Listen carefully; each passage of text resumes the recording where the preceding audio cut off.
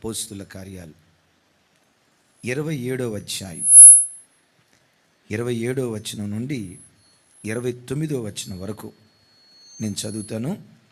నాతో కలిసి అందరూ ఈ మాటలు చెప్పడానికి ప్రయత్నం చేయండి. 27వ అధ్యాయం 27వ వచనం నుంచి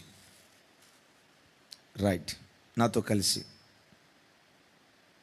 14వ రాత్రి వచ్చినప్పుడు మేము అద్రియా సముద్రంలో ఇటు అటు కొట్టుకొని పోవచ్చుండగా అర్ధరాత్రి వేళ ఓడవారు ఏదో ఒక దేశము దగ్గర పడుచున్నదని ఊహించి బుడిదు వేసి చూచి 20 మార్ల లోతని తెలుసుకుండ్రి.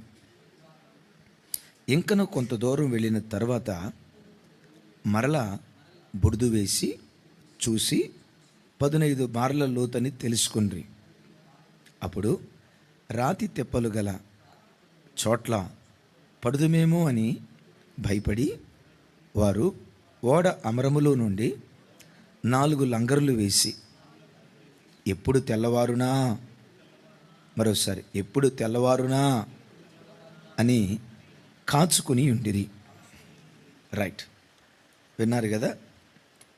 దరిదాపుగా 14 రోజుల పాటు సూర్యుడు కనపడలేదు, చంద్రుడు కనపడలే. అసలు ఆ వాడ ఏమైపోద్దో, వాళ్ళ బ్రతుకులు ఏమైపోతాయో తెలియని పరిస్థితి. లాస్ట్ ఎపిసోడ్లో విన్నాం కదా, బ్రతుకుతాము అనే ఆశ లేదు కూడా కాదు. అక్కడ ఇంకొక మాట రాసి ఉంటుంది, బ్రతుకుతామనే ఆశ లేదు అనేది ఒక ఎత్తు అయితే, బ్రతుకుతామనే ఆశ బొత్తిగా లేదు అని అంటాడు. అంటే అలాంటి నిరాశ నిస్పృహతల మధ్యలో వాళ్ళు ఉన్నారు. 14 రోజుల పాటు సూర్యుడైనా చంద్రుడైనా వారికి కనపడలా. ఓడ అటు ఇటు కొట్టుకొని పోతూ ఉంది. ఈ పరంపరలో అక్కడెక్కడో దూరాన ఏదో ప్రాంతం ఉన్నట్లుగా వీళ్ళు కనుగొన్నారు. అంటే ఏదో ఒడ్డు ఉన్నట్లుగా కనుగొన్నారు. వెంటనే వీళ్ళు ఏం చేశారంటే, మనం ఒడ్డుకు వస్తూ ఉన్నాం, తప్పకుండా ఈ ప్రాంతాల్లో రాతి కొండలు సముద్రంలో ఒకటి ఉంటాయి. సముద్రం రాతి కొండలు భూమి మీదే ఉంటాయా, సముద్రం లోపల కూడా ఉంటాయా? నేనంట సముద్రం లోపల ఉంటాయా అని ఆశ్చర్యంగా చూడకండి. ఎంతకీ సముద్రం భూమిలో ఉందా, ఆకాశంలో ఉందా? కదా, అది సముద్రం లోపల కూడా రాతి కొండలు ఉంటాయి. ఇప్పుడు చివరి భాగానికి వచ్చేసరికి ఓడ అడుగు భాగానికి ఈ రాతి కొండలు తగులుతాయేమోనని చెప్పి బుడిదు వేసి చెక్ చేస్తూ ఉన్నారు. ఎన్ని మూరల లోతుంది, ఇంకెన్ని మూరల లోతుంది. రేపు ఎర్లీ మార్నింగ్ మెసేజ్ ఆ బుడిదు వేసి చెక్ చేసే అనుభవాన్ని గురించి రేపు ఎర్లీ మార్నింగ్ మెసేజ్లో చెప్తాను, వినండి. సో 15 మూరల లోతు అని తెలిసింది. ఇక పడవను ముందుకు నడిపించే పరిస్థితి లేక ఆ ఓడ అలల చేత ఇటు అటు కొట్టుకొని పోకుండా ఉండున్నట్లుగా 4 దిక్కుల 4 లంగర్లు వేశారు. లంగరు అంటే ఇంగ్లీష్లో యాంకర్ అంటారు. కాస్త మెకానిక్ పనిచేసేవాళ్ళు ఈ పదం వాడతారు. యాంకర్ బోల్ట్ అని అంటారు కదా, విన్నారా లేదా? చెప్పండి. యాంకర్ బోల్ట్ అని అంటారు కదా. తమ్ముడు యాంకర్ బోల్ట్ అని ఉంటుంది, చూడు అక్కడ చూపించు. ఆ 4 వైపులా 4 లంగర్లు వేశారు. ఆ లంగర్ ఏం చేస్తుందంటే భూమి లోపలికి వెళ్ళి అలా మేకు దిగినట్లుగా దిగుతుంది. ఈ 4 వైపుల లంగర్లు భూమిలో ఎప్పుడైతే పాతినట్లుగా ఉన్నాయో, ఎన్ని అలల తాకిడి వచ్చినా ఆ ఓడ కొట్టుకొని పోకుండా అలల తాకిడి మధ్యలో ఆ ఓడను భద్రపరిచేది లంగరు. ఆమేన్. మరోసారి చెప్దాం, ఆమేన్. ఓడ బ్రద్దలు కాకుండా ఆ భయానకరమైన పరిస్థితుల మధ్యలో దానిని కాపాడేది లంగరు. ఈ వాక్యాన్ని ఆధ్యాత్మిక కోణంలో మనం ధ్యానించుదాం. మనమందరం సముద్రం అనే లోకంలో ప్రయాణం చేస్తూ ఉన్నాం. ఆ ఓడ మన విశ్వాసపు జీవితం. విన్నారా? లోకమనే సముద్రంలో విశ్వాస ఓడ మనం ప్రయాణమే వెళ్తున్నప్పుడు లోకమనే అలలు, ఎన్నో ఆటుపోట్లు, అపాయాలు, భక్తిగా బ్రతకకుండా ఎన్నో ప్రతికూల పరిస్థితులు, శోధనలు మన ఆధ్యాత్మిక జీవితంలో తప్పకుండా ఎదురవుతాయి. బాధాకరమైన సంగతి ఏంటంటే ప్రతి క్రైస్తవుని విశ్వాస జీవితంలో ఈ ఆటుపోట్లు ఎదురైనప్పుడు బ్రద్దలైపోయిన విశ్వాస జీవితాలు ఎన్నో, గమ్యస్థానానికి చేరిన విశ్వాస జీవితాలు కొన్నే. మన భక్తి జీవితం బ్రద్దలు కాకూడదు. ఏ గురితో ఈ పరుగు ప్రారంభించామో, ఏ లక్ష్యంతో ఈ ఆధ్యాత్మిక జీవితాన్ని కొనసాగించామో, గమ్యాన్ని చేరే వరకు గమ్యాన్ని చేరే వరకు విశ్వాసవడ బ్రద్దలు కాకుండా తీరానికి చేరే కృప దేవుడు మనందరికీ దయచేయునుగాక. ఇంకొకసారి మాట చెప్తున్నాను. ఆదికాండం నుండి టిల్ డేట్ ఈరోజు వరకు దేవుని కొరకు బ్రతకాలి అని విశ్వాస జీవితాన్ని ప్రారంభించిన వాళ్ళు కోట్ల కోట్ల కోట్ల కోట్ల కొలదే.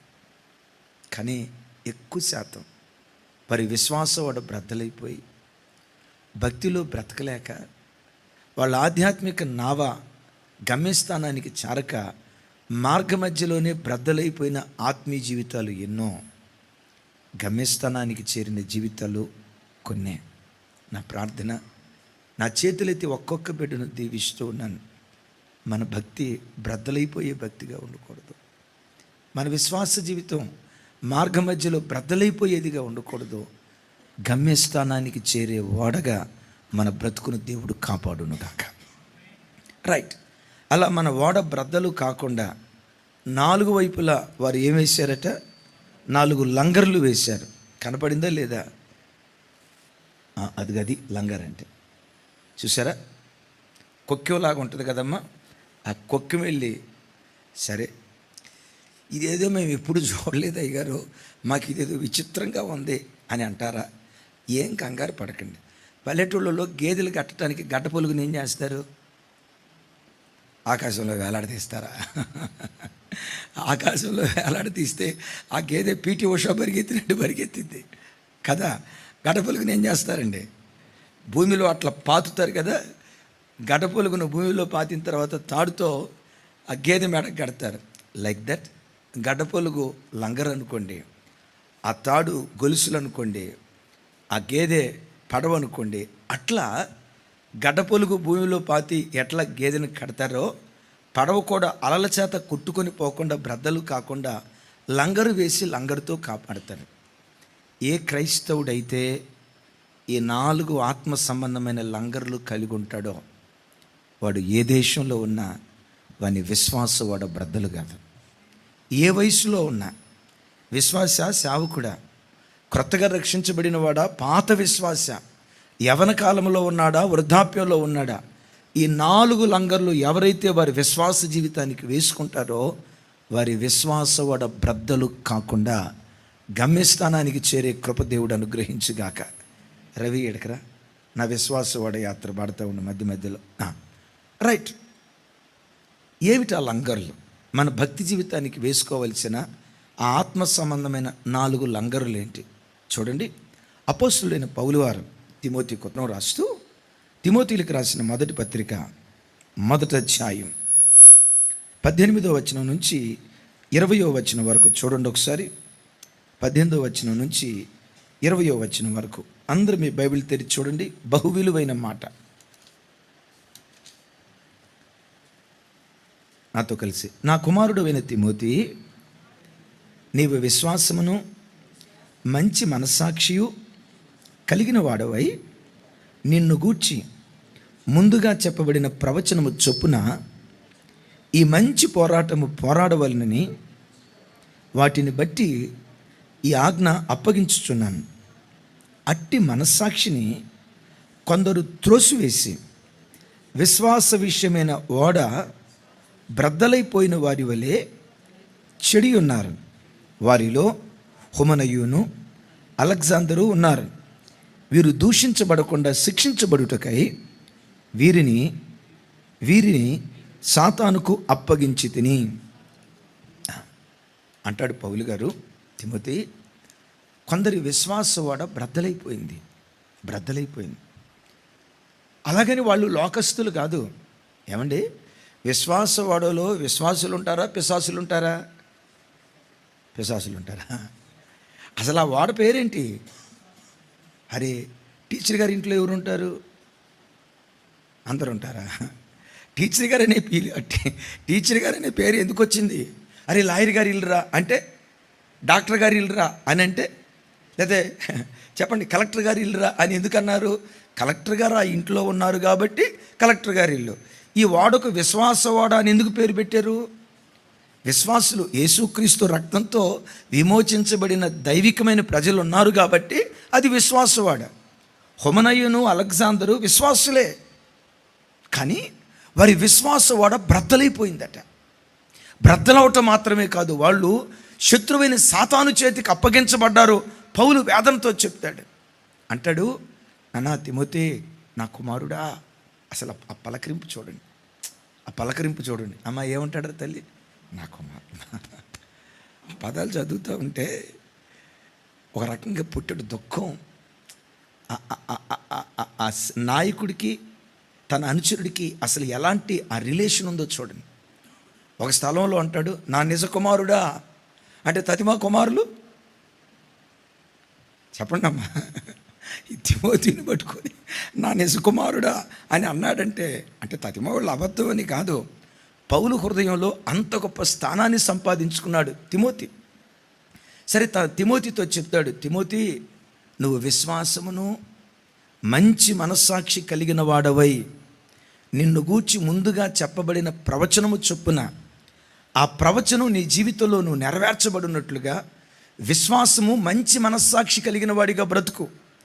అట్టి మనస్సాక్షిని కొందరు త్రోసివేసి వారి విశ్వాసవాడ బ్రద్దలైపోయింది అని అంటాడు.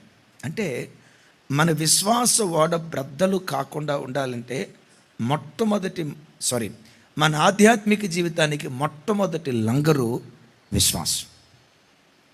రెండవ లంగరు మంచి మనస్సాక్షి.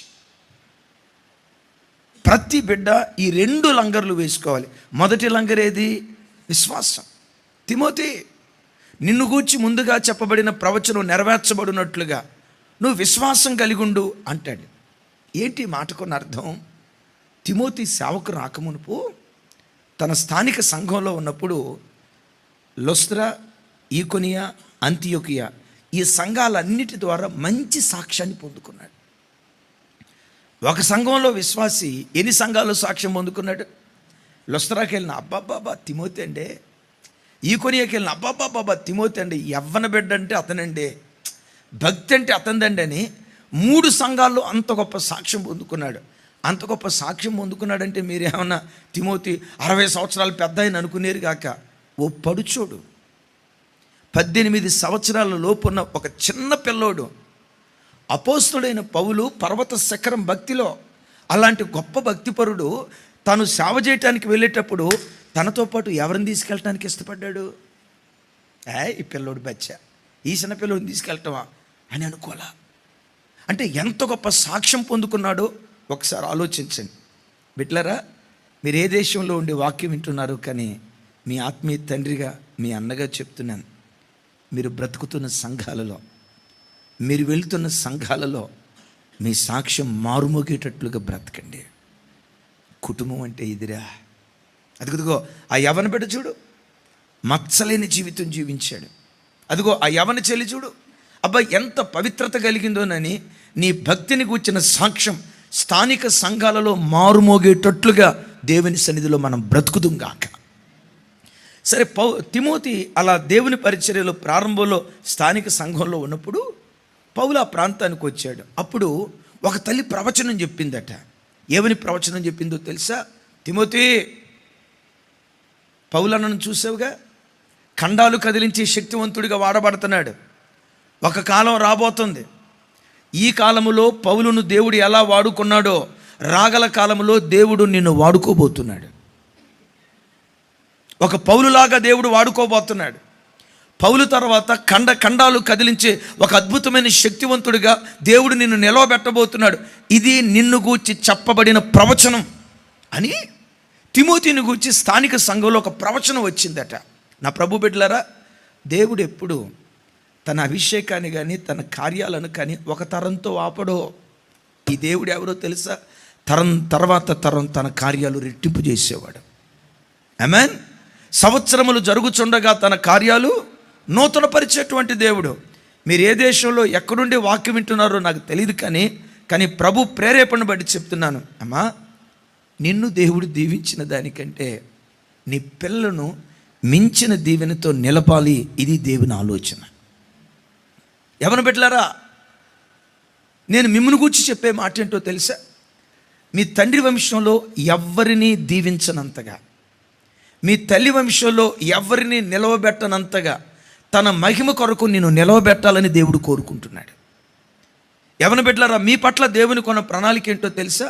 మీ తల్లిదండ్రుల వంశంలో ఎవరూ బ్రతకనంత భక్తి జీవితం నీలో చూడాలని దేవుడు కోరుకున్నాడు. ఎందుకో తెలుసా? తరం తర్వాత తరం తన అభిషేకాన్ని రెట్టింపు చేయాలని దేవుడు కోరుకుంటాడు. యేసయ్యకి మహిమ కలుగును గాక.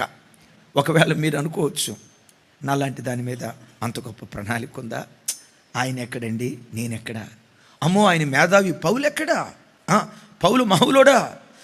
గమలీయేలు పాదాల దగ్గర ధర్మశాస్త్రాన్ని పారాయణం చేసినోడు, ప్రపంచం చదివిన పౌలు ఎక్కడ?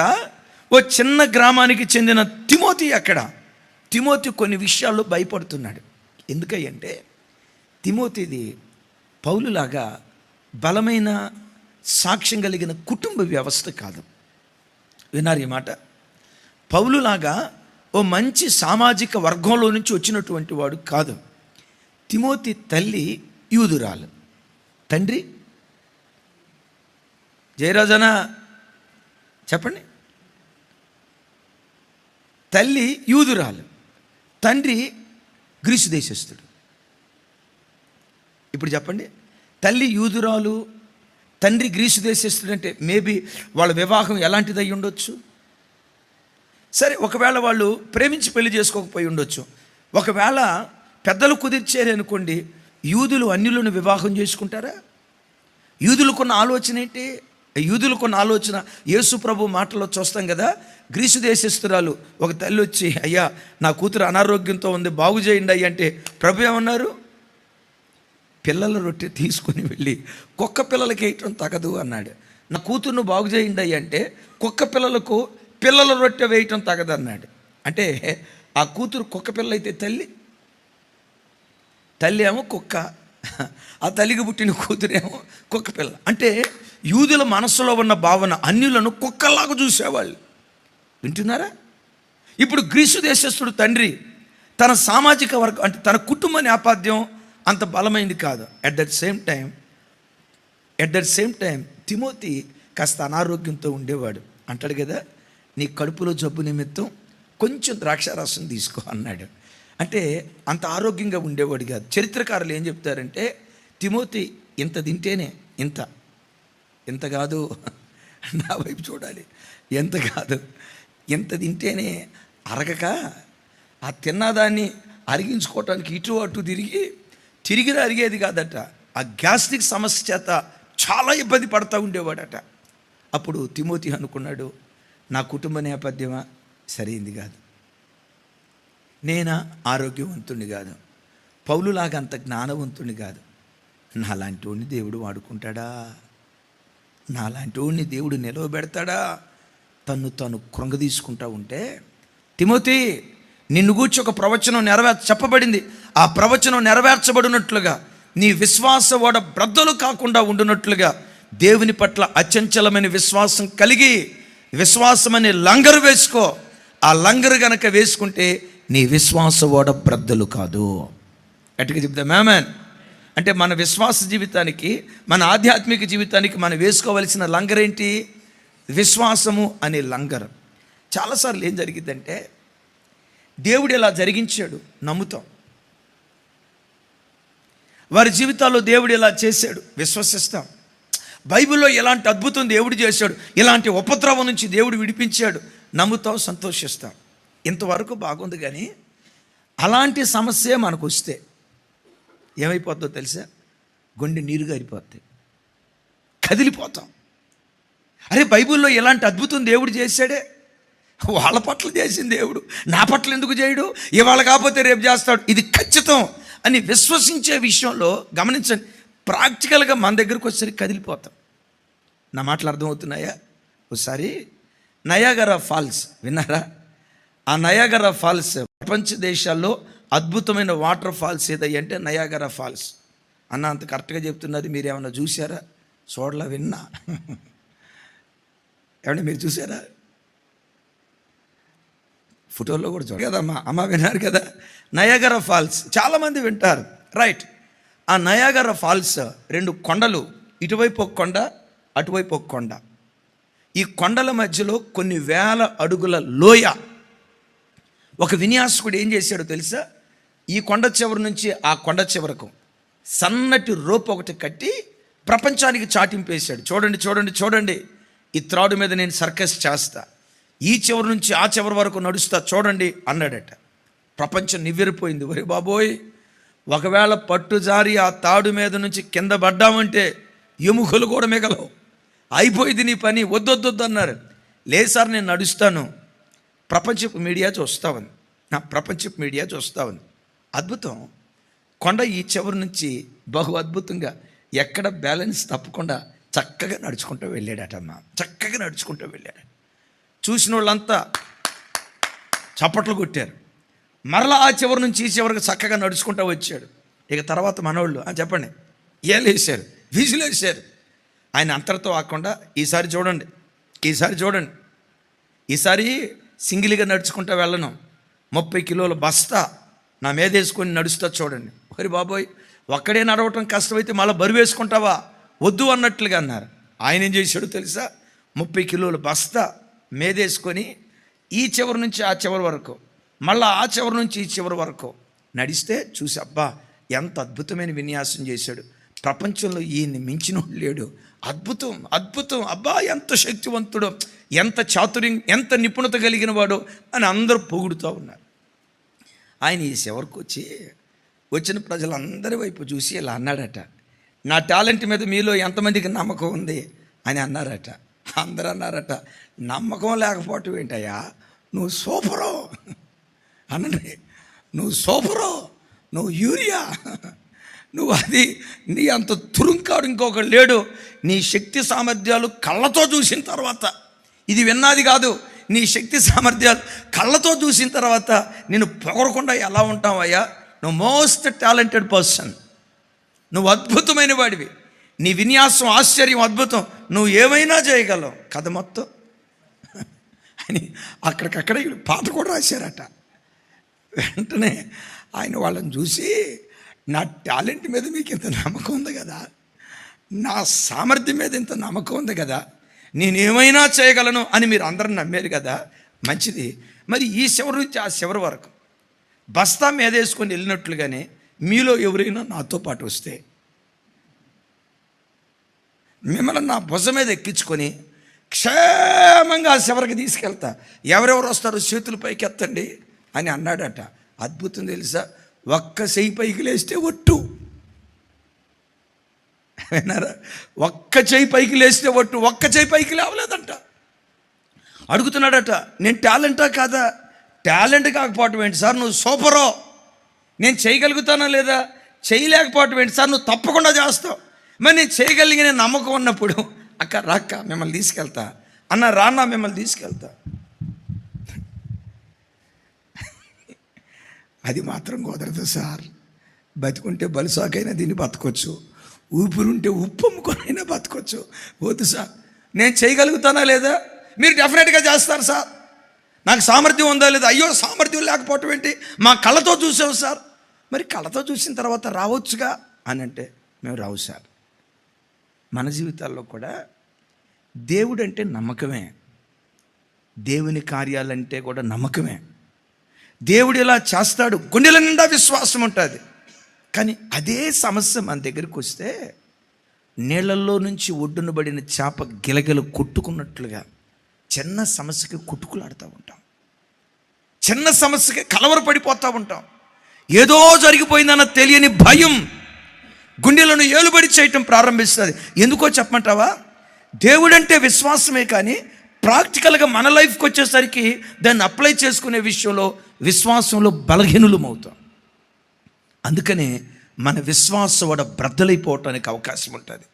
మన విశ్వాసవాడ బ్రద్దలు కాకుండా ఉండునట్లుగా నీ గుండెల నిండా దేవుని పట్ల అచంచలమైన విశ్వాసాన్ని పెట్టుకోగలిగితే యెషయా గ్రంథం అంతటికి కీవర్డ్ ఏదో తెలుసా? విశ్వసించువాడు కలవరపడడు. అనండి ఒకసారి, విశ్వసించువాడు కలవరపడడు. విశ్వాసం అనే లంగరు నీకుంటే నీ విశ్వాసవాడ అటు ఇటు కొట్టుకొని పోకుండా విశ్వాసపు లంగరు, కలవరం లేని నిర్భయంతో కూడుకున్న జీవితం దేవుడు మనందరికీ దయచేయునుగాక. ఒకసారి ఆ పాట పాడుకుందాం. నా విశ్వాసవోడ యాత్ర, నా విశ్వాసవోడ యాత్ర కొనసాగుచున్నది. నా విశ్వాసవోడ యాత్ర కొనసాగుచున్నది. కొనసాగించే యేసు నాకు తోడుండగా, కొనసాగించే యేసు నాకు తోడుండగా, తుఫానులైనా పెనుగాలులైనా, తుఫానులైనా పెనుగాలులైనా ఆపలేవు నా యాత్రను, ఆపలేవు నా యాత్రను. నా విశ్వాసవో యాత్ర కొనసాగుచున్నది. నా విశ్వాసవో యాత్ర కొనసాగుచున్నది. నా జీవిత యాత్రలో ఎన్నో తుఫానులు, లంగరు వేసుకునే కృప. నా జీవిత యాత్రలో ఎన్నో తుఫానులు, అయిన నా యేసు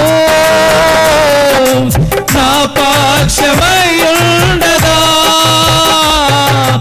అయిన నా యేసు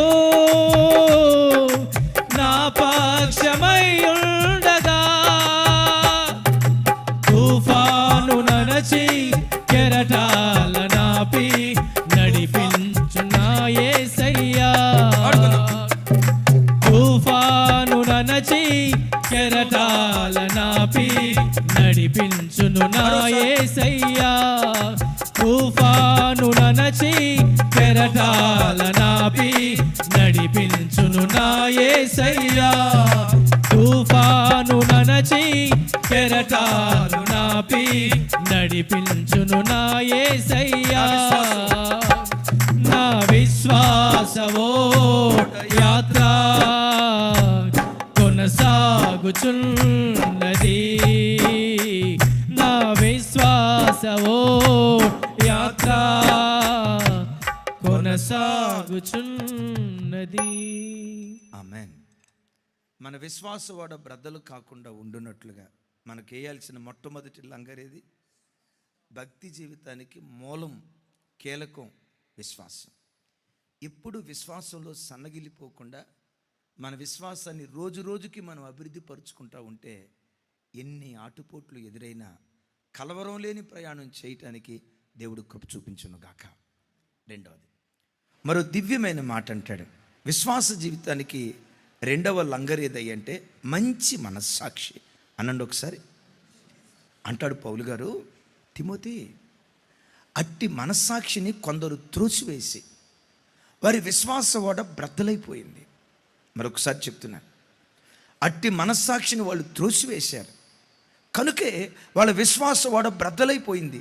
మాట్లాడతాడు, ఎందువల్ల బ్రద్దలైపోయింది? త్రోసివేశారట. దేన్ని?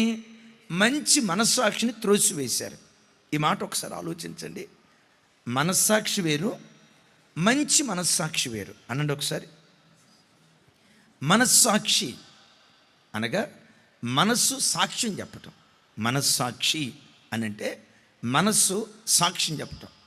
జీవితంలో మనం ఏది చేసినా అది మంచా చెడా జడ్జి చేసే మొట్టమొదటి వ్యక్తి మన మనస్సాక్షి. ఓ మాట మాట్లాడాం, whether it is right are wrong, ఇది తప్ప ఒప్ప జడ్జి చేసే మొట్టమొదటి వ్యక్తి. రే తమ్ముడు, ఎందుకు ఆ మాట మాట్లాడావు అని ఎవరు అటేం చూడకరా నాయన, అడిగి ఎందుకు ఆ మాట మాట్లాడావు అని ఎవరో వచ్చి మనల్ని గద్దించక మునిపే, ఏమా బుద్ధి ఉందా లేదా నీకు, ఇలాంటి బుద్ధి లేని పని ఎందుకు చేస్తావు అని ఎవరో వచ్చి నిన్ను హెచ్చరించక మునుపు, నిన్ను హెచ్చరించిన, నిన్ను ఒప్పించిన, నిన్ను మెప్పించిన, గమనించండి, నిన్ను ఒప్పించేదైనా మెప్పించేదైనా నొప్పించేదైనా నీ మనస్సాక్షి. నీ అంతరంగంలో ఉండి మనస్సాక్షి నీతో మాట్లాడుతూ ఉంటుంది. మంచి మనస్సాక్షి ఏం చేస్తుందో తెలుసా? ఒకవేళ చేసింది తప్పు అయితే ఆ తప్పు ఒప్పుకొని విడిచిపెట్టేదాకా హృదయంలో నుండి రోధించడం ప్రారంభిస్తుంది. అలాంటి మంచి మనస్సాక్షి ఎవరిలో ఉంటుందో వాడు కార్పొరేట్ ఫీల్డ్లో ఉద్యోగం చేయని, మ్యూజిక్ ఫీల్డ్లో ఉద్యోగం చేయని, చర్చిలో పని చేయని, యవన వయసులోనే ఉండని, ముసలి వయసులోనే ఉండని, వాని విశ్వాసవాడ బ్రదలు కాదు. ఆమేన్. మరోసారి చెప్దాం ఆమేన్. అయితే ఈ హుమనయును అలెగ్జాండర్ ఏం చేశారంటే, అట్టి మనస్సాక్షిని త్రోసివేసి, ఏ మనస్సాక్షి? మాట్లాడే మనస్సాక్షి, నువ్వు చేసింది తప్పు, నువ్వు చేసింది ఒప్పు అని హెచ్చరించే మనస్సాక్షిని చెప్పండి వాళ్ళు ఏం చేశారట? చెప్పాలి ఏం చేశారట? త్రోసివేయటాన్ని బట్టి వాళ్ళు దేవునిలో నుండి త్రోసివేయబడి వాళ్ళ విశ్వాసం వాడ బ్రద్దలైపోయింది. బిడ్డలారా చూడండి, మనస్సాక్షి నీతో మాట్లాడుతూ ఉన్నప్పుడు ఆ మనస్సాక్షికి లోబడి జీవించావా, నువ్వు దేవునిలో జీవిస్తావు. మనస్సాక్షి నీతో మాట్లాడుతున్నప్పుడు నువ్వు చచ్చిన వాడిలాగా మౌనంగా ఉన్నావా, నీ భక్తి జీవితం ఆత్మీయతలో చచ్చిపోద్ది. దీనికి బైబిల్లో మనకు గొప్ప ఉదాహరణ ఎవరో తెలుసా? భక్తుడైన దావీదు గారు, భక్తుడైన పౌలు గారు. ఏంటి భక్తుడైన దావీదు గారి జీవితం? ఆ రోజు రాత్రి గాఢ నిద్రపోతూ ఉంటే చంపు సౌలునని పురికొల్పుతున్నా చంపకుండా, రాజా నిన్ను చంపే అవకాశం నాకు వచ్చినా చంపలేదు, చంపే అవకాశం వచ్చిందో లేదో చూడు ఆనవాలు అని ఆనవాలు చూయించడానికి సౌలు యొక్క వస్త్రపు చెంగును కోసాడు. విన్నారు ఈ మాట? ఏం కోసాడు? బైబిల్లో రాయబడిన మాట ఏంటో తెలుసా? మనస్సాక్షి, దావీదా నువ్వు ఎంత సూపర్నైనా చంపే అవకాశం వచ్చినా చంపకుండా జస్ట్ వస్త్రపు చెంగు కోసి నీ నీతిమంతత్వాన్ని చాడు చెప్పుకున్నావు, నువ్వు ఎంత అద్భుతమైన వాడువో కదా అని మనస్సాక్షి డూడు బస్వన్నలాగా గంగిరెద్దులాగా తలోపల. మనస్సాక్షి ఏం చేసిందో తెలుసా? దావీదు నువ్వు చిన్నప్పుడు ఒక పాట రాశావు, పదే పదే నీ పెదవుల నుంచి మాట వచ్చేది, యెహోవా చేత అభిషేకించబడిన వాడిని ముట్టకూడదు అని నువ్వే కదా పాడింది, అని నువ్వే కదా ఆ కీర్తన రాసింది. అవును నేనే రాశా, మరి ముట్టకూడదని చెప్తే నువ్వెందుకు ముట్టావు? మనస్సాక్షి మాట్లాడుతూ ఉంటే దావీదు దాన్ని బుకాయిస్తా, ఏ మనస్సాక్షి అట్టంటావు, చంపే అవకాశం వచ్చినా నేను చంపలా, నేను ఎంత నీతిమంతుడే, నేను ఎంత భక్తి కలిగినోడిని, చంపే అవకాశం వచ్చినా చంపకుండా ఆనవాళ్ళ కోసం కదా నేను కోసిందని తనను తాను సరిపుచ్చుకోకుండా, ఏమంటారు తనను తాను సమర్థించుకోకుండా బైబిల్లో రాయబడిన మాట, దావీదు మనస్సు గుచ్చి అని రాసిండు. దావీదు యొక్క మనస్సు నొచ్చుకొని, దావీదా నువ్వు చేసిన తప్పు, దావీదా నువ్వు చేసిన తప్పు. చూడండి ఆ మాట సమూయేలు మొదటి గ్రంథం 24వ అధ్యాయం, అందరూ చూడండి, 4వ వచనం నుంచి 6వ వచనం వరకు. రైట్, సమూయేలు మొదటి గ్రంథం 24వ అధ్యాయం,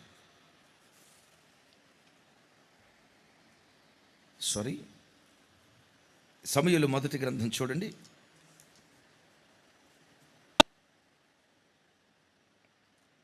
రైట్ 24వ అధ్యాయం 4వ వచనం.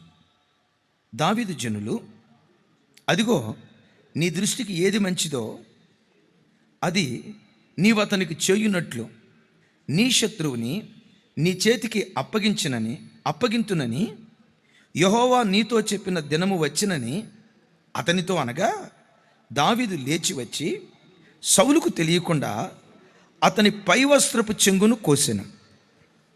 సౌలు పైవస్త్రపు చెంగు తాను కోసినని దావీదు మనస్సు నొచ్చి, ఇతడు యెహోవా చేత అభిషేకము నొందినవాడు గనుక యెహోవా చేత అభిషక్తుడైన నా ప్రభువునకు నేను ఈ కార్యము చేయను, యెహోవాను బట్టి నేను చంపను అని తన జనులతో చెప్పెను. ఆమేన్. గట్టిగా చెప్దాం హల్లెలూయ. నాకు ఇప్పుడే దేవుడు ఒక అద్భుతమైన ఆలోచన ఇచ్చాడు. ఇప్పుడు చదువుతూ ఉంటే అందరూ నా వైపు చూడండి. తమ్ముడు ఆ మాట ఒకసారి చూపించు. చుట్టూతో ఉన్న వాళ్ళు ఏం మాట్లాడుతున్నారో చూడండి. దావీదో, నీతో దేవుడు ఏమని ప్రమాణం చేశాడు? నీ శత్రువులను నీ చేతికి అప్పగిస్తాను ప్రమాణం చేశాడు కదా. ఆ ప్రమాణం నెరవేర్చడానికి దినం రానే వచ్చింది. దావీదుని రెచ్చగొట్టారు. వాళ్ళు అన్నమాట చూడండి. నాతో కలిసి చెప్పండి. ఈ మాటలు చెప్పి 4వ వచనం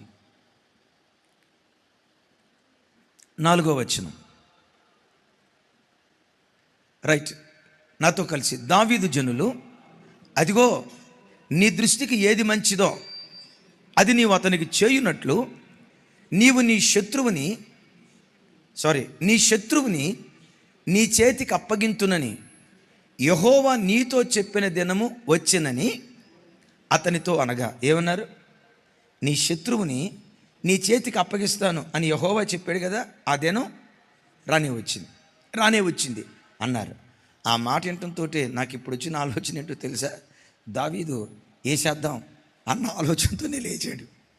ఒకసారి ఆలోచించండి. ఎందుకు వీళ్ళు రెచ్చగొట్టారు? దేవుడు నీతో ప్రమాణం చేశాడు కదయ్యా, శత్రువు నీ చేతికి అప్పగిస్తానని. అప్పగించాడా లేదా? అవకాశం వచ్చిందా లేదా? రైట్. ధర్మశాస్త్రం ఏం చెప్తుంది? పంటికి పన్ను చెప్పిందా లేదా? కంటికి కన్ను చెప్పిందా లేదా? దెబ్బకి దెబ్బ చెప్పిందా లేదా? ఆ దినం రానే వచ్చిందయ్యా. శత్రువుని ఎవరు అప్పగించారు అనుకున్నావు? సాక్షాత్తు. ఆహా, ఈ మాట అంటంతో దావీదు రెచ్చిపోయి అన్న చూడండి వేసేద్దాం అన్నట్టుగానే లేచాడు. కానీ అద్భుతం తెలుసా? దావీదు మనస్సాక్షి, మాట్లాడే మనస్సాక్షి. మరి ఏ ఆలోచనతో లేచాడో మనం కరెక్ట్గా చెప్పలేం. కానీ నాకున్న అభిప్రాయం ప్రకారం మాత్రం కంపల్సరీగా వాడు చెప్పిన మాటను బట్టి వేసేద్దామనే లేచాడు. వస్త్రపు చింగల కోసి కొయ్యక మునిపే దావీదు మనస్సున నొచ్చుకుని. అనండి ఒకసారి చెప్పండి. దావీదు మనస్సును నొచ్చుకుని. నా ప్రభు బిడ్డలారా, నీ మనసాక్షి నిజంగా బ్రతికుంటే ఎప్పుడైనా ముట్టకూడని దాన్ని ముట్టేటప్పుడే నీ మనస్సాక్షి నీతో మాట్లాడుతుంది. చూడకూడనిది ఏదైనా చూసేటప్పుడే నీ మనస్సాక్షి నీతో మాట్లాడుతుంది. కూడని ఆలోచన ఎప్పుడైనా నీ మనస్సులో బయలుదేరితే, రాకూడని దుష్ట తలంపు ఎప్పుడైనా నీ హృదయంలో బయలుదేరితే, నిజంగా నీ మనస్సాక్షి బ్రతికుంటే మనస్సాక్షి నీతో మాట్లాడుతుంది. ఆ మనస్సాక్షి మాట్లాడేటప్పుడు జాగ్రత్తగా, బాబోయ్ మనస్సాక్షి నాతో మాట్లాడుతుందని జాగ్రత్తగా మనస్సాక్షి సవ్వడి విన్నావా? నీ విశ్వాస వాడ బ్రద్దలు కాకుండా కాపాడబడటానికి దేవుడు కృప దయచేస్తాడు. ఇప్పుడు మనస్సాక్షి మాట్లాడిన తర్వాత దావీదు అక్కడ మాట్లాడుతున్న మాటలు 5వ వచనం 6వ వచనం. 5వ వచనం 6వ వచనం. దావీదు అక్కడ 6వ వచనంలో మాట్లాడుతున్న మాటలు చూడండి. 6వ వచనం, ఇతడు యెహోవా చేత అభిషేకము నొందిన వాడు గనుక యెహోవా చేత అభిషక్తుడైన నా ప్రభువునకు నేను ఈ కార్యము చెయ్యను. ఏమన్నాడు? సౌలును పట్టుకొని ఏమన్నాడు చెప్పాలి. నా ప్రభు, యెహోవా చేత అభిషేకించబడిన వాడు నా ప్రభు. ఇంత గొప్ప మాటలు ఎందుకు తాను అనగలిగాడో తెలుసా? మనస్సాక్షి మాట్లాడుతుంటే, మనస్సాక్షి మాట్లాడుతూ ఉంటే ఆ మనస్సాక్షి మాటకు నువ్వు లోబడితే తప్పు నుండి తప్పించడం మాత్రమే కాదు, పరిశుద్ధతలో ఒక లోతైన అనుభవానికి నీ మనస్సాక్షి నేను తీసుకుని వెళ్తుంది. నా మాట అర్థమైందా? పరిశుద్ధత నుండి అధిక పరిశుద్ధతకు ఎగబాకేటట్లుగా మనల్ని చేసేది ఏదో తెలుసా? మనస్సాక్షి మాట్లాడుతున్నప్పుడు నువ్వు లోబడితే తప్పు చేయకుండా తప్పించడం మాత్రమే కాదు, పరిశుద్ధతలో, భక్తిలో శిఖరాల మీదకి కృప దేవుడు అనుగ్రహిస్తాడు. దావీదు జనసంఖ్య లెక్కించినప్పుడు కూడా మనస్సును నొచ్చుకొని 2 పర్యాయాలు రాయబడింది. అద్భుతం. మనస్సాక్షి మాట్లాడినప్పుడు, ఆ మనస్సాక్షి సవ్వడికి లోబడినప్పుడు తప్పు చేయకుండా తప్పించబడతాం, కీడులో నుంచి తప్పించబడటం మాత్రమే కాదు, పరిశుద్ధత నుండి అధిక పరిశుద్ధతకు వెళ్ళటానికి దేవుడు కృప చూపిస్తాడు. ఎప్పుడైనా మనస్సాక్షి నీతో మాట్లాడకుండా మౌనం అయిపోతే కూడని జరగకూడని హేయమైన నీచమైన కార్యాలు జరిగేటట్లుగా చచ్చిన మనస్సాక్షి ఆత్మీయంగా చచ్చే స్థితికి మనల్ని తీసుకొని వెళ్తుంది. ఇక్కడ ఒక మాట అంట, వస్త్రపు చెంగు కోసినప్పుడు మనస్సాక్షి మాట్లాడిందే, జనసంఖ్య లెక్కించినప్పుడు మనస్సాక్షి మాట్లాడిందే. నేను ఒక మాట అంట, మరి ఊరియా భార్యను తప్పుడు చూపుతో చూసినప్పుడు దావీదు మనస్సాక్షి మాట్లాడలేదా? మాట్లాడి ఉంటుంది. కానీ ఏం చేశాడు దాన్ని? చెప్పాలి. దావీదు ఏంటి నువ్వు చేస్తుంది? నమ్మకమైన వాడు ఊరియా భార్యను ఎలా నీ ఇంటికి తీసుకొచ్చుకున్న తప్పు. మనస్సాక్షి మాట్లాడుతూ ఉన్నా దావీదు ఏం చేశాడో తెలుసా? దానిని త్రోసివేశాడు. త్రోసివేయటాన్ని బట్టే నా హృదయానుసారుడిని పిలువబడిన దావీదు విశ్వాస ఓడ, నీ వాక్యము నా పాదములకు దీపము, నా త్రోవకు వెలుగు అని వాక్యాన్ని ముందు పెట్టుకొని నడిచిన విశ్వాస వీరుని యొక్క ఓడ బ్రద్దలైపోయింది. ఎందుకు బ్రద్దలైపోయిందో తెలుసా? మరలా చెప్తున్నా, మనస్సాక్షి చెప్తున్న మాట దావీదు వినలేదు. ఈరోజు వాక్యం వింటున్న బిడ్డలారా, ఎప్పుడైనా నీ భర్తతో కూడని మాటను మాట్లాడినప్పుడు నీ మనస్సాక్షి నీతో మాట్లాడుతూ ఉండగా వెంటనే మోకరిల్లే, కూడని మాట వచ్చిందయ్యా, దయతో నన్ను క్షమించు. భార్యను ఎప్పుడైనా కూడని మాట నువ్వు అన్నప్పుడు, ఉద్యోగ స్థలంలో వ్యాపార స్థలంలో ముట్టకూడని దాన్ని ముట్టినప్పుడు, నీ మనస్సాక్షి నీతో మాట్లాడినప్పుడు ఆ మాటకు నువ్వు లోబడ్డావా? కీడులో నుంచి తప్పించబడటమే కాదు, పరిశుద్ధత నుండి అధిక పరిశుద్ధతకు వెళ్ళటానికి దేవుడు కృప చూపించును గాక. చెప్తాం గట్టిగా ఆమెన్. ఇప్పుడు దావీదు మనస్సాక్షి దావీదుతో మాట్లాడి ఉంటుందా లేదా? మాట్లాడి ఉంటుంది. కానీ ఏం చేసి ఉంటాడు? త్రోసివేయటాన్ని బట్టి మంచి మనస్సాక్షి ఏమైపోద్దో తెలుసా? వాత వేయబడిన మనస్సాక్షి అయిపోద్ది. వినారు ఈ మాట? ఏ మనస్సాక్షి? కొంచెం గట్టిగా. వాత వేయబడిన మనస్సాక్షి. ఇక మనస్సాక్షి వాత వేయబడిందా, వాడు ఏ తప్పు చేసినా స్పందన లేని హృదయంతో ఉంటాడు. ఇప్పుడు దావీదు మనస్సాక్షి వాత వేయబడిన తర్వాత దావీదు ఏం చేశాడు? బత్షెబతో కూడని పని చేశాడు. అంతటితో ఆగాడా?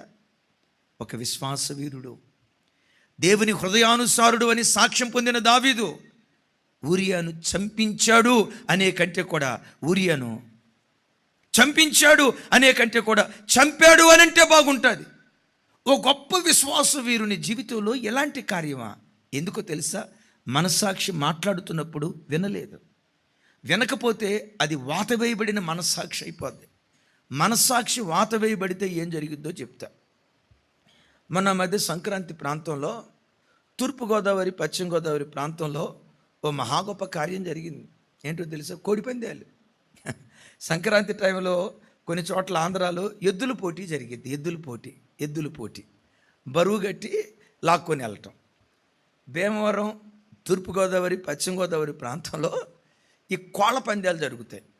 ఒకటంట, ఈ కోడి ఎట్టాగైనా గెలవాలా, ఇది బాగా బలిష్టమైంది అయి ఉండాలా అని రోజు కాజు, పిస్తా, ఇంకేమున్నాయి, ఎండు ద్రాక్ష రోజు పెట్టేవాడట. పెట్టి దీని ఒంటి మీద కత్తి దెబ్బ పడినా ఇదన్నిటికీ తట్టుకునేటట్లుగా ఉండాలని చెప్పి చిన్న కోడులను తీసుకొచ్చి ఆటి కాళ్ళకు కత్తి కట్టి దీంతో కొట్టించేవాడట. ఆ కత్తిగాట్లు పడి పడి పడి పడి పడి పడి పడి పడి పడి ఆ ఒళ్ళొంద చూసారా? దాని ఒళ్ళొంద చూసారా? కాయలు కాసిపోయిందట. కాయలు కాసింది అంటారు చూసారా? కత్తిగాట్లు పడి పడి పడి పడి పడి పడి ఒళ్ళంతా కాయలు కాసిపోయిందట. ఇక రోజు పిస్తా తింటుందిగా, పిస్తా. ఇంకొకటి బోర్నవేట ఒకటి దాపించలా. ఎండు ద్రాక్ష వేస్తున్నారు, హార్లిక్స్ వేస్తారు, ఇవన్నీ వేసి మొత్తానికి అది గండరలాగా, ఒక రకంగా చెప్పాలంటే బస్తీమే సవాల్ అన్నట్లుగా ఆ కోడి బాగా బలంగా తయారైంది. ఎంత బలంగా తయారైందో తను ఒళ్ళు కూడా కాయలు కాసింది. కత్తిగాట్లు పడి పడి మొత్తానికి కోళ్ళ పందెం రాని వచ్చింది. కాలుకు కత్తి కట్టాడు, ఆ పందెంలో వదిలేడు. ప్రత్యర్థి కోడి దీన్ని బో బో బో బో అంట కత్తితో ఇట్ట ఏటేసింది. అది ఇట్టాగే ఉంది. మరలా ఈసారి వేగంగా వచ్చింది, కత్తితో పెట్టమని కొట్టింది. దీనికి నొప్పే తగల్లా. ఈసారి మళ్ళా మూడోసారి వచ్చింది. ఈసారి ఆ కోడి పందాల కత్తి చాలా పొదునుగా ఉంటుందిగా, అది చాలా పొదునుగా ఉంటుంది కదా, ఆ పొదునైన కత్తితో ఈసారి పెటమని కొట్టిందట. పెటమని కొట్టిందో లేదో ఆ కోడి మూడో ఆకాశానికి పోయింది. ఆ పక్కంటోళ్ళు, ఒరే కత్తితో కొట్టినా దీనికి శల్లం లేదేంట్రా, వాత వేయబడింది దాని ఒళ్ళు, కాయలు కాసింది. విన్నారా? ఎందుకని పందెపు రంగంలో కత్తి కాటు పడినా కదలిక లేకుండా ఉంది అంటే దాని ఒళ్ళు కాయలు కాసిపోయింది. ఒళ్ళు కాయలు కాసిపోయింది కనుక పందెపు రంగంలో ఓడిపోయింది. విశ్వాసపు పందెపు రంగంలో నువ్వు ఓడిపోకుండా ఉండాలంటే సున్నితమైన మనస్కురాలిగా దేవుని దగ్గర బ్రతకాలి. విన్నారా? నిజంగా నీ మనస్సాక్షి సున్నితమైనదైతే చిన్న తప్పు చేసిన కూడా నీ చిన్న మాట అన్నా వెలవెల్లాడిపోతావు. సున్నితమైన మనస్సాక్షి ఎట్లా ఉంటుందో విను, ఎట్లా ఉంటుందో చెప్తా. ఇప్పుడు కన్ను చాలా సున్నితమైంది. సున్నితమైన కంటిలో నరసక చిన్న నలుసుపడింది అనుకోండి, మనోడు ఎంత హ్యాపీగా ఉందిరా, నలిసే కదా పడింది అని హ్యాపీగా కూర్చుంటాడా? ఇటు అటు తిరుగుతాడా? ఇటు అటు పరిగెత్తుతా, అయ్యో నలుసు. ఆ నలుసు తీసేదాకా కళ్ళెమట్టి నీళ్లు దారులుగా కారుతూనే ఉంటాయి. ఎందుకు? కన్ను చాలా సున్నితమైంది. దానికి ఇంతలా రాయి అవసరమా? ఎంత చిన్న నలుసు పడితే చాలు, ఆ నలుసు పడింది మొదలుకొని దాన్ని తీసేదాకా కన్నీళ్లు కారుస్తూనే ఉంటాడు. నీ మనస్సాక్షి సున్నితమైనదైతే నీ వలన చిన్న తప్పు జరిగితే చాలు, ఆ తప్పు తొలగించుకునేదాకా ఏడుస్తూ ఉంటావు. దేవా, ఇన్ని సంవత్సరాల ఆత్మీయ అనుభవం కలిగిన నేను మాట్లాడాల్సిన మాట కాదయ్యా, నేను చేయాల్సిన పని కాదయ్యా, నా అంతటి వాడు ఇంత నీచమైన మాట నా అంతటి వాడి ద్వారా ఇలాంటి అయ్యో ప్రభువా నన్ను క్షమించని దాన్ని ఒప్పుకొని విడిచిపెట్టేదాకా ఏడుస్తూనే ఉంటాడు. నేనంట ఎందుకు కళ్ళలో నుంచి నీరు అలా వచ్చిందా అంటే అది సున్నితమైన అవయవం. ఇప్పుడు మనకి ఇంజెక్షన్ చేసేటప్పుడు ఒకప్పుడు సూదుల సైజు వేరు, ఇప్పుడున్న సూదులు ఉన్నాయి చూసారా, అసలు కంటికి కనపడదు. అక్క, మీరు నర్సుగా ఉద్యోగం ప్రారంభించినప్పుడు స్టార్టింగ్లో సూదుల సైజు ఎంత ఉండేది? బాగా లావు ఉండేది. ఇప్పుడు గమనించండి, పొడిచినా కూడా తెలియదు. సూది దగ్గరికి తీసుకొచ్చిన అది సూదా కాదా, అది సూదా దారం అర్థం కాదు, అంత సన్నగా ఉంటుంది. అంత సన్నటి సూదితో మనం అట్లా పొడుస్తూ ఉంటే ఇంజెక్షన్ అట్లా పొడుస్తూ ఉంటే ఇక మనిషి చూడండి ఎట్లా చెయ్యి తిప్పి మూతి తిప్పుతాడండి, కళ్ళు గట్టిగా బిగబట్టి విన్నారా, మూతి 30 వంకలు తిప్పి ఏం చేస్తాడు తెలుసా, ఇట్లా అంటాడు. ఆ నరిసక్క అంటది, ఇంకా గొచ్చలేదురా నాయన, ఇంకా గొచ్చలేదు, ఆగోండి, గొచ్చకు మునిపే గుచ్చిన దానికంటే ఎక్కువ ఫీల్ అయిపోతాడు. ఎందుకు చెప్పండి? మన చర్మం చాలా సున్నితమైంది.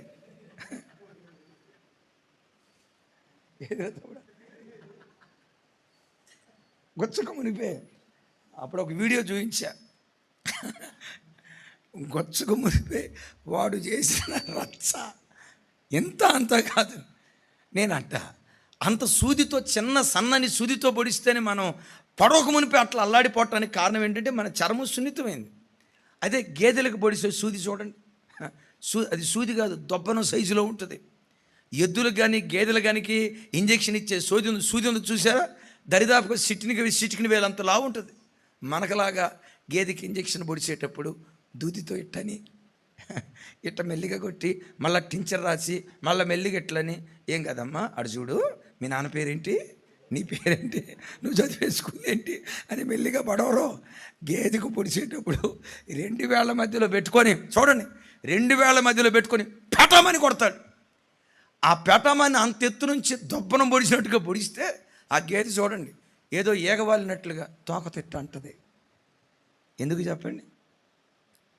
దాని తోలు చాలా మందం. క్రైస్తవుల్లో కూడా చాలామంది తోలు మందంగాళ్ళు ఉంటారు. వాడు తప్పు చేసిన రాజశేఖరయ్య గారి భాషలో చెప్పాలంటే ఏలేసుకుంటా అనుకుంటా, ఈ జేబులో చేయి పెట్టుకొని ఆ జేబులో చేయి పెట్టుకొని డ్యాన్స్ చేసుకుంటా చర్చికి వస్తాడు. జనాల మధ్యలో కూడా చాలా హ్యాపీగా తిరుగుతాడు. కారణం ఏంటో తెలుసా? మనస్సాక్షి వాత వేయబడింది. ఈ వాక్యం వింటున్న బిడ్డ, నీ మనస్సాక్షి ఎలా ఉంది? నీతో మాట్లాడుతుందా? ఆ మనస్సాక్షి మాట్లాడుతున్నప్పుడు తప్పు ఒప్పుకొని విడిచిపెట్టేదాకా నిద్రలేని రాత్రులు గడిపేటట్లుగా మనస్సాక్షి బ్రతికుందా? అలా మనస్సాక్షి బ్రతికుంటే ఆ మంచి మనస్సాక్షి నీ విశ్వాస జీవితానికి లంగరు లాంటిది. నీ విశ్వాస వాడ బ్రద్దలు కాకుండా నిన్ను కాపాడటానికి దేవుడు కృప చూపిస్తాడు. నంబర్ 1, మన ఆధ్యాత్మిక జీవితానికి మొట్టమొదటి లంగరు చెప్పండి, విశ్వాసం. రెండవది చెప్పాలి. రెండవది మంచి మనస్సాక్షి. తతిమ 2 చెప్తాను చూడండి. యోధాపత్రిక మొదటి అధ్యాయం. Thank you. యోధాపత్రిక మొదటి అధ్యాయం, ఒకే అధ్యాయం కదా, రైట్. 20వ వచనం 21వ వచనం. ఇక్కడ క్లియర్గా ఆ 4 లంగర్లేంటో భక్తుడు చెప్తాడు. చూడండి అక్కడ యోధాపత్రిక 20వ వచనం 21వ వచనం నాతో కలిసి. ప్రియులారా, మీరు విశ్వసించు అతి పరిశుద్ధమైన దాని మీద మిమ్మల్ని మీరు కట్టుకొనుచు. నంబర్ 1, పరిశుద్ధాత్మలో ప్రార్థన చేయొచ్చు. నంబర్ 2, నిత్య జీవార్థమైన మన ప్రభువు యేసుక్రీస్తు కనికరము కొరకు కనిపెట్టుచు. నంబర్ 3, దేవుని ప్రేమలో నిలుచున్నట్లు కాచుకుని ఉండుడి. ఆమేన్. ఇక్కడ 4 పాయింట్లు చెప్తాడు, 4 విషయాలు చెప్తాడు. ఇవే ఆధ్యాత్మిక జీవితానికి 4 లంగరులు. మొట్టమొదట ఏమన్నాడు? మీరు విశ్వసించు అతి పరిశుద్ధమైన దాని మీద మిమ్మల్ని మీరు కట్టుకొనుచు. అతి పరిశుద్ధమైన విశ్వాసం. సో విశ్వాసం మన ఆధ్యాత్మిక జీవితానికి లంగరు లాంటిది. 4వ మాట చివరిలో అంటాడు, ప్రేమలో నిలిచి ఉండునట్లు కాచుకొనడి.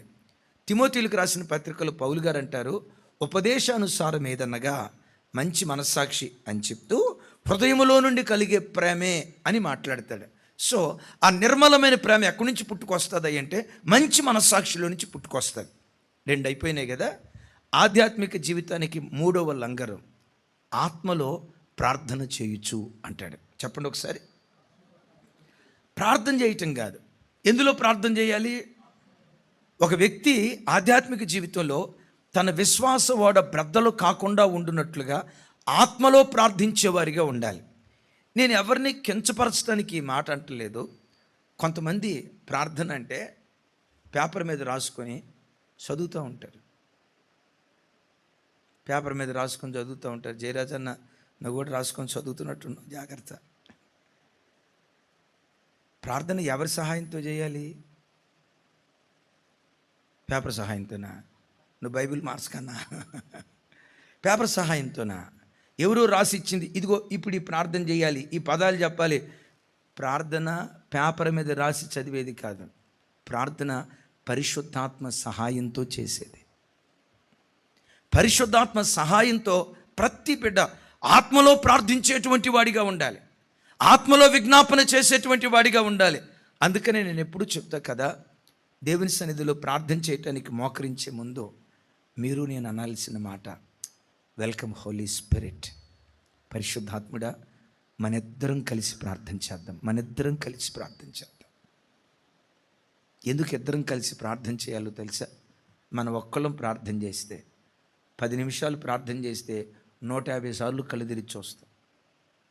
10 నిమిషాలు ప్రార్థన చేసి ఇంకా 10 నిమిషాలేనా, నేను 2 గంటలు అయ్యి ఉంటుంది అని అనుకున్నానే, 2 గంటలు అయ్యి ఉంటుంది అని అనుకున్నానే, ఇంకా 10 నిమిషాలేనా. ఆ 10 నిమిషాలు మోకరించడానికి కూడా ఎంత ఆపసోపాలు పడతావో. నిప్పులు కుంపటి మీద కూర్చున్నట్టుంటుంది, ముళ్ళ మీద కూర్చున్నట్టుంటుంది.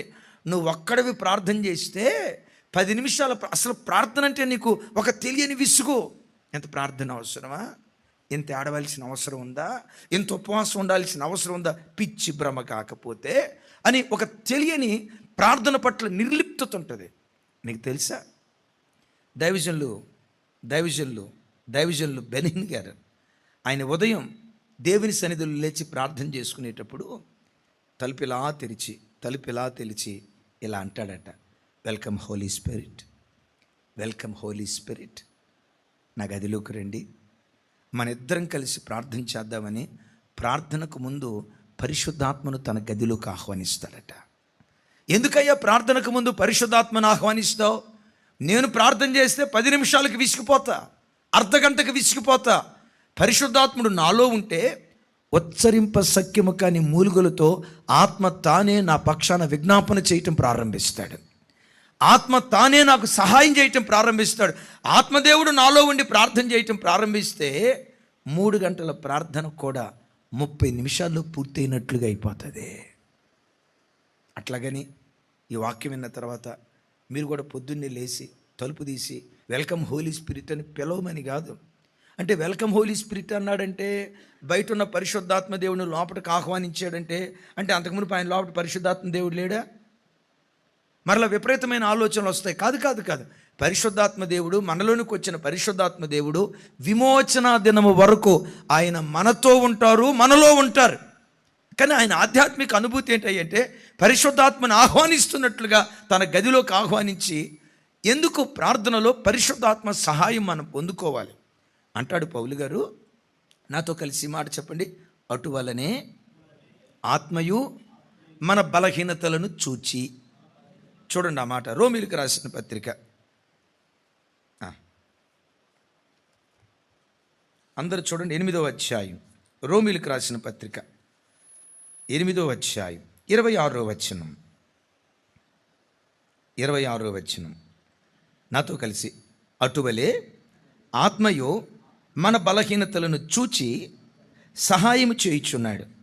ఎలయనగా మనం యుక్తముగా ఎలాగూ ప్రార్థన చేయవలనో మనకు తెలియదు, కానీ ఉచ్చరింప సఖ్యము కాని మూలుగులతో ఆ ఆత్మ తానే మన పక్షమున విజ్ఞాపనము చేయుచున్నాడు. హల్లెలూయ. నా వైపు చూసి అలాగే ఉంచుచున్న, అటువలే ఆత్మయు మన బలహీనతలను చూచి దీని అర్థం ఆత్మదేవుడు ఎవరు? చూసేవాడు. విన్నారా? చూసేవాడు, చూసేవాడు. ఆయన వినేవాడు, ఆయన వినేవాడు, ఆయన చూసేవాడు. అటువలనే ఆత్మయు మన బలహీనతలను చూచి. నేను ఎప్పుడు చెప్తా కదా, మనకున్న బలహీనత ఏంటక్క? మోకాళ్ళ నొప్పా? కాదు. నడువుల నొప్పా? కాదు కాదు కాదు. ఎన్ని గంటలన్నా వాక్యం వినగలుగుతాం, కానీ ఎన్ని గంటలన్నా దేవుని వాక్యం చదవగలుగుతాం, కానీ వాక్యం వినగలిగినన్ని గంటలు ప్రార్థన చేయలేం. అరే యూట్యూబ్లో అన్న పలానా రోజు వాక్యం చెప్పాడు కదా, నేను విందాం అని ఏమంటారు, మెసేజ్లు సబ్జెక్టులు మార్చి గంటల సేపు మనం వినగలుగుతాం, అధ్యాయాలు చదవగలుగుతాం. కానీ మనకున్న బలహీనత ఏంటంటే అలా గంటల తరబడి దేవుని సన్నిధిలో ప్రార్థన చేయలేం. ప్రార్థన లేమితో బ్రతుకుతున్న వాడిని ప్రార్థనాపరుడుగా మార్చేవాడే పరిశుద్ధాత్మ దేవుడు. ఎందుకు ప్రార్థన? ఆ ప్రార్థన నీ విశ్వాసవాడకు లంగరు లాంటిది అంటాడు కదా. అటువలే మనకు సహాయం చేయుచున్నాడు. ఎలయనగా యుక్తముగా ఎలాగూ ప్రార్థన చేయవలెనో మనకు తెలియదు, కానీ ఉచ్చరింప సఖ్యము కాని మూలుగులతో ఆత్మ తానే మన పక్షమున విజ్ఞాపన చేయుచున్నాడు. అంటే దాని అర్థం ఏంటి? ఆత్మను మనం ఆహ్వానిస్తే ఆ ఆత్మదేవుడు మనలో ఉంటే ఇక ప్రార్థన చేసేది మనం కాదు, మన లోపటుండి ఆయనే ప్రార్థన చేయటం ప్రారంభిస్తాడు. ఇది ఎలా అర్థం చేసుకోవాలంటే, పాత రోజుల్లో టేప్ రికార్డులు ఉండేది కదా, డెక్ ఉండేది కదా. ఇప్పుడు ఆ టేప్ రికార్డుల్లో నుంచి సౌండ్ రావాలనుకోండి, ఏమండే స్విచ్ చేసినంత మాత్రాన సౌండ్ వస్తుందా? రాదు. ఆన్ బటన్ నొక్కినంత మాత్రాన పాటలు వస్తాయా? రావు. దాని లోపల ఏం పెట్టాలి? ఏమండి క్యాసెట్ పెట్టకుండా స్విచ్ చేసామన్నా, బటన్ కూడా నొక్కి అది కూడా గ్రీన్ బటన్ చూపిస్తుంది, గిరగిరా తిరిగినట్టుగా చక్రాలు తిరుగుతున్నాయి, కానీ సౌండ్ రావట్లా. ఎందుకు సౌండ్ రావట్లా? అక్క ఏం పెట్టలేదు? స్విచ్ చేయలేదా? స్విచ్ చేశారు, కరెంట్ ఉందా లేదా? అరే కరెంట్ ఉందా లేదా? కరెంట్ ఉంది, చక్రాలు తిరుగుతున్నాయా లేదా? తిరుగుతున్నాయి, గమనించండి. అది టేప్ రికార్డరా కాదా? అన్నీ ఉన్నాయి, కానీ సౌండ్ ఎందుకు రావట్లేదా అంటే, సౌండ్ వస్తుంది కానీ మాటలు ఎందుకు రావట్లేదా అంటే దాని లోపల ఏం పెట్టాలి? క్యాసెట్ పెట్టాలి. డెక్ నువ్వైతే, నా వైపు చూడండి, డెక్ నువ్వైతే నీ లోపట పెట్టబడిన ఆ క్యాసెట్టే పరిశుద్ధాత్మ దేవుడు. ఆ ఆత్మదేవుడే నీ లోపల నుంచి శబ్దాలు ప్రారంభిస్తాడు. ఎందుకు మనకు ప్రార్థన? పరిశుద్ధాత్మ సహాయంతో ఎందుకు మనం ప్రార్థించాలి? అమ్మా, జీవితంలో ఏది కాపాడుకోవటమైనా తేలికే. భక్తిని కాపాడుకోవటం నోటి మాటలతో చెప్పినంత తేలిక కాదు, విన్నంత సులువు అంతకన్నా కాదు. ఉద్యోగం కాపాడుకోవటం తేలికే, ఆరోగ్యం కాపాడుకోవటం తేలికే, ఆస్తులు కాపాడుకోవటం తేలికే, ఆస్తులు కాపాడుకోవటం తేలికే, కానీ ఆత్మీయత కాపాడుకోవటం చెప్పినంత సులువు కాదు, విన్నంత తేలిక కాదు. ఈ ఆత్మీయతను కాపాడుకోవాలంటే ప్రతి వ్యక్తి ప్రార్థన అనే లంగరు వేసుకునేవాడిగా ఉండాలి. అది ఏ ప్రార్థన? పొడి పెదవులతో చేసే ప్రార్థన కాదు, ఆత్మలో ప్రార్థించేవాడై ఉండాలి. భాషలు మాట్లాడుతూ ప్రార్థన చేస్తూ భాషలు మాట్లాడుతూ ప్రార్థన చేస్తూ, ప్రార్థనలో పరిశుద్ధాత్మ సహాయంతో మనం ప్రార్థించేటువంటి వారిగా ఉండాలి. ఆ ప్రార్థన ఎలా లంగరులాగా పనిచేస్తుందో చెప్తా. యేసు ప్రభు వారు శిలువ మరణానికి అప్పగించబడక మునుపు ఆ రాత్రి గెత్సెమనే తోటలో ప్రభువారు రాత్రి అంతా ప్రార్థన చేశారు. అన్న, యేసయ్యకే అంత ప్రార్థన అవసరమైనప్పుడు మనకెంత అవసరం? వాస్తవంగా యేసయ్యకి ప్రార్థన అవసరం లేదు, కానీ నేనంట మనకు మాదిరి చూపటానికి, బాబు నేను రేపు శిలువ మరణానికి అప్పగించబడబోతున్నా, ఆ శిలువ మరణాన్ని ధైర్యంగా నేను ఎదుర్కొనున్నట్లుగా ఆ శక్తిని నాకు అనుగ్రహించేది ప్రార్థన.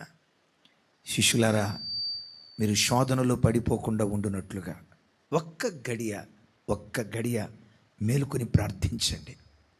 వీళ్ళు అలసటను బట్టో కారణాన్ని బట్టో నిద్రాపారంతో తూగుతున్నారు. అంటాడు ప్రభు, మీరు శోధనలో ప్రవేశిస్తారు, జాగ్రత్త, మెలకుగా ఉండి ప్రార్థన చేయండి, మీ విశ్వాసం వాడ బ్రద్దలైపోతుంది, మెలకుగా ఉండి ప్రార్థన చేయండి అని స్పష్టంగా ప్రభు చెప్పారు. సావుకులరా, మీ విశ్వాసవాడ బ్రద్దలు కాకుండా ఉండాలంటే ప్రతి సావుకుడికి వ్యక్తిగత ప్రార్థన కావాలి. విశ్వాసులరా, మీరు వచ్చి పరిచర్య చేస్తున్నారు, మంచిదే. సౌండ్ సిస్టమ్ ఆపరేట్ చేస్తున్నారు, మంచిదే. వాయిద్యాలు వాయిస్తున్నారు, మంచిదే. మందిరంలో పరిచర్య చేస్తున్నారు, మంచిదే.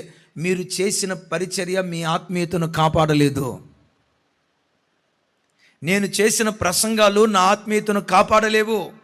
మీ ఆత్మీయతను కాపాడేదైనా, నా భక్తి జీవితాన్ని కాపాడేదైనా, ప్రార్థనా జీవితానికి మించి, ఆత్మలో ప్రార్థించే ప్రార్థనా జీవితానికి మించి మరొకటి ఏది మన భక్తి జీవితాన్ని కాపాడలేదు. అది ఎరిగి ఆ రాత్రంతా ప్రభు పెనుగులాడుతూ గెత్సెమనే తోటలో ప్రార్థిస్తున్నాడు. శిష్యులేమో నిద్రమత్తులై నిద్రభారంతో ఊగుతున్నారు, ప్రార్థన చేయలా. తెల్లారింది, భయంకరమైన శ్రమలు అనుభవించింది ప్రభు. పేతురికేం పెద్ద శ్రమలు రాలా, తతిమ 10 మంది అపోస్తులకు పెద్ద శ్రమలు రాలా. వారికి వచ్చిన చిన్న శ్రమల్లోనే, నీవు ఆయనతో ఉన్నవాడివి కదా పేతురు, అయ్యా పెద్ద ఆయన నువ్వు ఆయనతో ఉన్నవాడివి కదా అంటే, వెంటనే పేతురయ్యా, అమ్మొట్టు ఆ పేరే నాకు తెలియదు అన్నాడు. నేను ఎరగను అన్నాడు. అబద్ధమాడి పారిపోయాడు. చిన్న శోధనకే పడిపోయాడు పేతురు, చిన్న శోధనకే పడిపోయారు శిష్యులు. నేనంట ప్రచండం లాంటి భయంకరమైన శోధన ప్రభు మీదకి వచ్చిన శిలువ మరణాన్ని ధైర్యంగా ప్రభు ఎదుర్కోవటానికి కారణం ఏంటో తెలుసా? ప్రభు వారికి ఆ ధైర్యం ఇచ్చింది ప్రార్థనా జీవితం. శిష్యుల విశ్వాసం వాడ బ్రద్దలైపోయింది, శిష్యుల ఆత్మీయత బ్రద్దలైపోయింది. వీళ్ళు చిన్న కెరటాలకే పడిపోయింది వాళ్ళ వాడ, చిన్న సమస్యలకే బ్రద్దలైపోయింది వాడ. ప్రచండమైన అలలొచ్చిన యేసుక్రీస్తు వారి విశ్వాసవాడ ఎందుకు బ్రద్దలు కాలేదో తెలుసా? ప్రార్థనా జీవితం. తమ్ముడు, చెల్లి, ప్రార్థనలో బలహీనపడ్డావా? ప్రార్థనా జీవితాన్ని కోల్పోయావా? ఒకప్పుడు ప్రార్థించినట్లుగా ఈరోజు నేను చేయలేకపోతున్నానయ్యా, నా ప్రార్థన బలిపీఠం పడిపోయిందయ్యా. ప్రార్థన పడిపోయిందా? ఈ రాత్రి ప్రభు మాట్లాడుతున్నాడు, పడిపోయిన నీ ప్రార్థన బలిపీఠాన్ని మరలా తిరిగి కట్టుకోవటం ప్రారంభించదుగాక.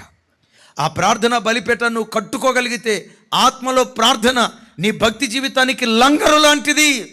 ఎన్ని ప్రచండమైన తుఫాలులు, గాలులు, ఎన్ని ప్రతికూల పరిస్థితులు ఎదురైనా బ్రద్దలు కాకుండా నేను కాపాడేది ప్రార్థన తప్ప ఇంకొకటి ఏది కాదు. యేసయ్యకి మహిమ కలుగును గాక. 3 లంగరుల గురించి చెప్పాం. ఒకటి విశ్వాసం అనే లంగరు, రెండవది మంచి మనస్సాక్షి అనే లంగరు, మూడవది ఆత్మలో ప్రార్థించే లంగరు, ఆఖరి మాట నిరీక్షణ అనే లంగరు. చూడండి, హెబ్రీలకు రాసిన పత్రిక, ఇది జస్ట్ చదివి నేను ముగిస్తాను, సమయం అయిపోయింది కనుక ఇది జస్ట్ చదివి ముగిస్తాను. చూడండి, 6వ అధ్యాయం 19-20 వచనాలు. దీనిలో నుండి రేపు ఎర్లీ మార్నింగ్ ఒక అద్భుతమైన పాఠం వారు బుడిద వేసి అలా బుడిదు వేయటం ఆధ్యాత్మికంగా దేనికి గుర్తుగా ఉంది? దివ్యమైన పాట రేపు ఎర్లీ మార్నింగ్ మెసేజ్లో నేను అందించబోతున్నాను. సరే, 6వ అధ్యాయం 19-20 వచనాలు. 19-20 వచనాలు నాతో కలిసి. ఈ నిరీక్షణ పెద్దగా నిశ్చలమును స్థిరమునై మన ఆత్మకు లంగరువలే నుండి తెరలో ప్రవేశించుచున్నది. నిరంతరము మెల్కిసెదెకు క్రమము చొప్పున ప్రధాన యాజకుడైన యేసు అందులోనికి మనకంటే ముందుగా మన పక్షమున ప్రవేశించెను. నా వైపు చూడండి. మనకంటే ముందుగా అందులో ప్రవేశించారట. ఎవరు? మన ప్రధాన యాజకుడైన యేసుక్రీస్తు వారు. మిమ్మల్ని అడుగుతా, ఎందులో ప్రవేశించారు మనకంటే ముందుగా? పైన అంటాడు తెరలోనికి ప్రవేశించాలి అంటాడు.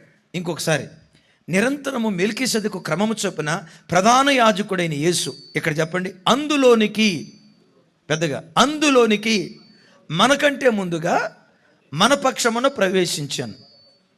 ఎందులోనికి ప్రవేశించాడట? ఇక్కడ రాయబడిన మాట చెప్పండి.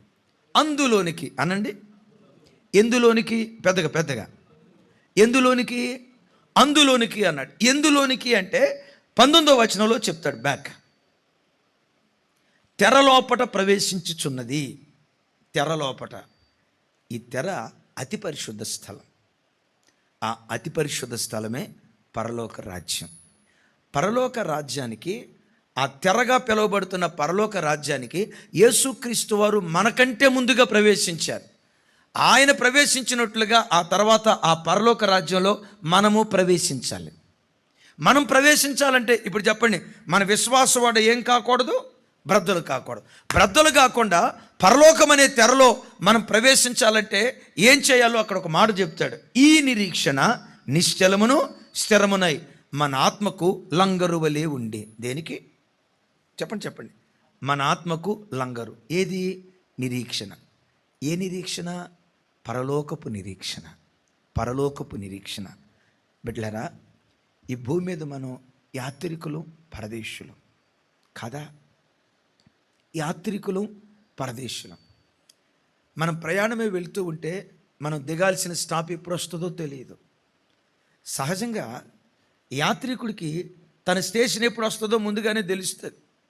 నేను రాత్రి రాజమండ్రి నుంచి వచ్చా. ఆ ప్రాంతంలో రాజమండ్రిలో ట్రైన్ ఎక్కా. దీనిలో ఒక యాప్ ఉంది, వేర్ ఈజ్ మై ట్రైన్. తెలుసా మీకు? తెలియకుండా ఎందుకు ఉంటుంది? నాకంటే మీకు ఇంకెక్కువ తెలుసు. వేర్ ఈజ్ మై ట్రైన్ నొక్కితే చాలు, ఇప్పుడు రాజమండ్రి దగ్గర ఉంది, ఇంకొక 10 నిమిషాలు, ఇంకొక అర్ధగంట తర్వాత ఏలూరు వస్తుంది, ఇంకొక గంట తర్వాత విజయవాడ వస్తుంది అని చెప్తా చివరికి 11:30 హైదరాబాద్ వచ్చేస్తుంది. ఎన్ని గంటలకా వాడ జారుతుంది, ఎన్ని గంటలకా ట్రైన్ జారుతుందో శారక మునిపే చెప్పింది.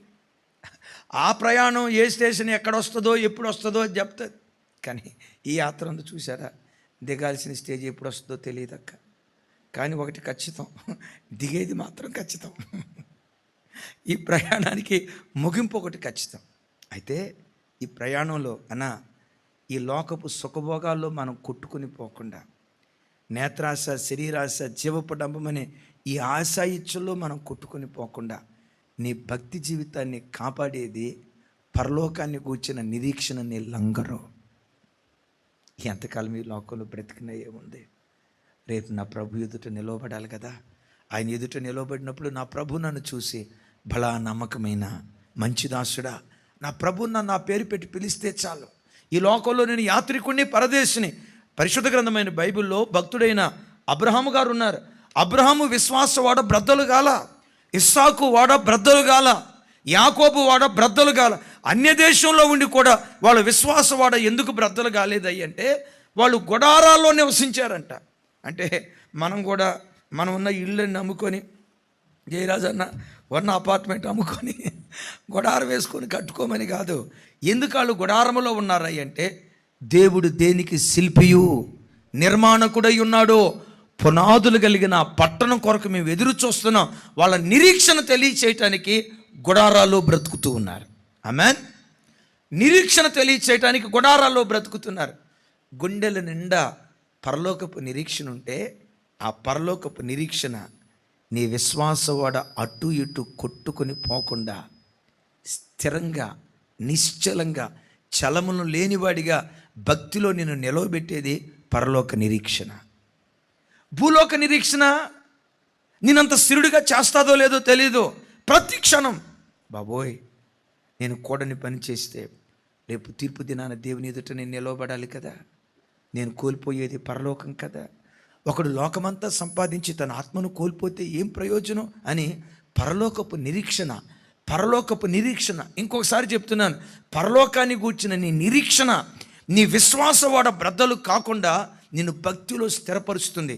నేనంటా కొన్నిసార్లు మనం అనుకుంటాం, ఏమనుకుంటామో తెలుసా, దేవా నన్నే గనక బాగా ఆశీర్వదించి ఓ 2 లక్షల రూపాయలు జీతం ఇచ్చి, ఓ 10 లక్షల రూపాయలు జీతం ఇచ్చి, హైటెక్ సిటీ దగ్గర 7 అంతస్తుల భవంతి ఇచ్చి, నెలకొచ్చి ఓ 10 లక్షల రూపాయలు ఏంటది ఇంటి రెంట్లు వచ్చి నన్నే కనుక నువ్వు అట్ట దీవిస్తే అబ్బాబ్బా 24 గంటలు స్తోత్రం అని అంటా నేను స్తుతించకపోదునా నాయన.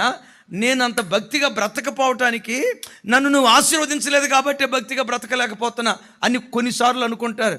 మీకు తెలుసా, బైబిల్లో హోషేయ గ్రంథంలో రాసి ఉంటుంది, వారికి కలిగిన కొలది విస్తారంగా నా యొడల పాపం చేశారు అని. ఏమని రాస్తుంది? కలిగిన కొలది కృతజ్ఞతగా బ్రతికారు అని రాయలా. డబ్బు పెరిగే కొద్దీ భక్తిలో వాళ్ళు తగ్గిపోయారట, ఆస్తి పెరిగే కొద్దీ భక్తిలో తగ్గిపోతా వచ్చారట. అందుకనే పౌలు గారు అంటారు, భోజన పదార్థాల చేత హృదయం స్థిరపడదు. వెండి బంగారాలతో భక్తిలో మనం స్థిరపడలేం. నిన్ను నన్ను భక్తిలో స్థిరపరిచేది పరలోకపు నిరీక్షణ. రేపు దేవుని ఎదుట నేను నిలవబడినప్పుడు తలదించుకోకూడదు, నా ఆత్మ పాతాళానికి వెళ్ళకూడదు, ప్రభుతో యుగాయుగాలు బ్రతకాలి. ఆ పరలోక నిరీక్షణ నీకుంటే ఆశ ఇచ్చలని అలలు వచ్చినా, కామకత్వం అని అలలు వచ్చినా, డబ్బని అలలు వచ్చినా, సమస్యలని అలలు వచ్చినా, పరలోకపు నిరీక్షణ లోకంలో కొట్టుకొని పోకుండా నీ విశ్వాసవాడ బ్రద్దలు కాకుండా నేను నిలవబెట్టును కాక. ఆమేన్.